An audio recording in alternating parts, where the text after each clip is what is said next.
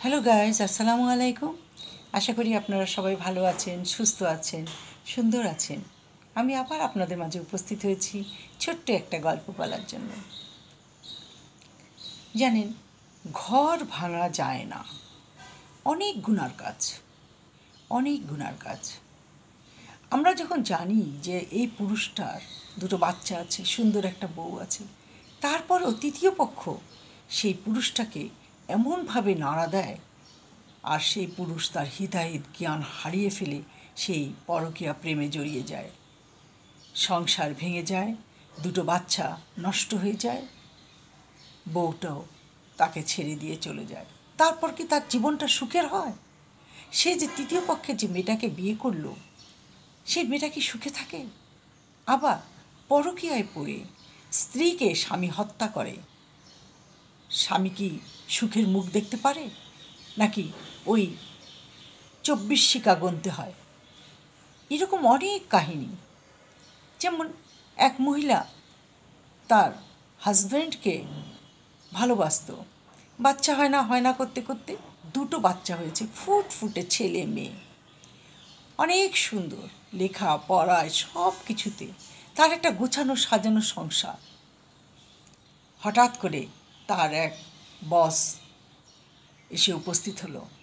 কোথা থেকে কি হয়ে গেল, বসের প্রেমে সে এমন আসক্ত হয়ে গেল যে নিজের স্বামীকে ভালো লাগতো না, সন্তানদের ভালো লাগতো না, সংসার ভালো লাগতো না। বস নিয়মিত তার বাসায় আসা যাওয়া শুরু করলো। এক পর্যায়ে তার স্বামী ক্ষিপ্ত হয়ে গেল, মহিলার উপর রাগ হলো। তারপরে বলল, তুমি প্রয়োজন হলে আমায় ছেড়ে দিয়ে চলে যাও, আমার সংসার ছেড়ে দিয়ে যাও, আমার সংসারটাকে পবিত্র থাকতে দাও, আমার সন্তানদের নিয়ে আমাকে থাকতে দাও। মহিলাটা সেই কথা ওই বসকে বলল। বস তখন বলল, ঠিক আছে, ব্যবস্থা হবে। একদিন রাতে ওই বস এবং মহিলা আর কিছু গুন্ডা পান্ডা নিয়ে এসে তার স্বামীকে হত্যা করে। শুনেছিলাম মহিলাটা নাকি খাওয়ার পরে তার স্বামীকে ঘুমের ওষুধ খাইয়ে দিয়েছিল। হত্যা করার পরে সন্তান দুটো কিন্তু দেখে ফেলেছে, তারা পালিয়েছিল অন্য রুমে। তারপর পুলিশ আসলে তখন পুলিশের কাছে তার মায়ের নাম বলে দেয়। পুলিশ তখন তার মা এবং তার বস দুজনকেই শাস্তি দেয়, তারা যাবজ্জীবন কারাদণ্ড হয়। আর সন্তান দুটো নানির কাছে চলে যায়। কি হলো, সংসারটা ভেঙে স্বামীটাকে মেরে সুখী তো হতে পারলো না, বাচ্চা দুটো এতিম হয়ে গেল। এই যে এই সমস্ত কাণ্ড কারখানা মনের অজান্তে হোক আবার জানতেই হোক করে ফেলে নিজের সংসার ভেঙে স্বামীকে মেরে 40 শিকায় থাকা, সুখী তো হলো না। আবার এক ভদ্রলোকের ওয়াইফ এবং মেয়ে, তাই ভদ্রলোকের বিশাল কোম্পানি, বড় লোক, তার যে ম্যানেজার আছে তার প্রেমে পড়ে গেল তার ওয়াইফ, আর তার মেয়ে ওখানকারই তার কোম্পানির যে আর একজন লোক আছেন তার প্রেমে পড়ে গেল। মেয়ে মা দুজনেই ওই দুটো লোকের প্রেমে পড়ে হাবুডুবু খেতে লাগলো। এক পর্যায়ে মা মেয়ে ষড়যন্ত্র করে ওই লোকদের দিয়ে, গুন্ডা পান্ডা দিয়ে তার বাবাকে হত্যা করে। তারপরে তার বাবাকে এক জায়গায় পুঁতে রাখে। তখন তার বাবার কে খুঁজে না পেয়ে তার চাচারা দাদিরা কেস করে দেয় মা মেয়ের নামে।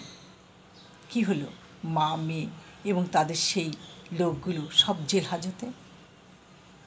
এই যে ইতিহাস, এই যে কথাগুলো অনেক করুণ। কেন? বিয়ে করেছি, সুখে থাকি, ঠিক আছে, আমার আর ওয়াইফকে ভালো লাগছে না বা আমার হাজব্যান্ডকে ভালো লাগছে না, ডিভোর্স হয়ে যাক, তারপর আমি চলে যাই। তাহলে তো যে সুখের কারণে আমি ঘর ছাড়া হলাম, সেই সুখের পাখির কাছে আমি চলে যেতে পারলাম, আর আমার এই সুখের সংসারটাকে ভেঙে তছনছ করে দিলাম। তাই বলছি, তৃতীয় পক্ষ শুধু ঘর ভাঙতে আসে, ঘরটাকে জোড়া লাগাতে আসে না।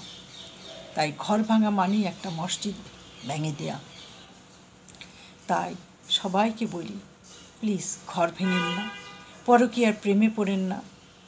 পরকীয়ারা মেয়েরা শুধু লালসার কারণে, টাকা পয়সার জন্যই একজনকে ভালোবেসে ঘর ভেঙে নিজের ঘর গড়তে চায়, আর পুরুষরা সেই ফাঁদে পা দেয়।